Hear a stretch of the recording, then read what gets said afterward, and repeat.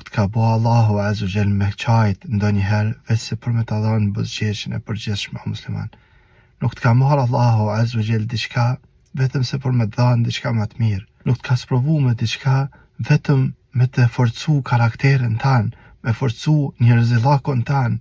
Nuk ka marrë dikon prej njerëzve prej teje vetëm për me të kallëzu që krejt kem me shku, me e kuptu që zemra duhet me kanë e lidhët me Allahun Azza wa Jall. Mos e lësho derën e lutjes ndaj Allahut Azza wa Jall. Mos e shkoq në sejdë, në dhikr, në leximin e Kuranit. Mos e lësho derën e lutjes derisa të vjen mirësia e Allahut Azza wa Jall. Si shembulli Jusuf alayhi salam, prej bonarit në të cilën është sprovu në ta deri në pozitat më të larta të shtetit.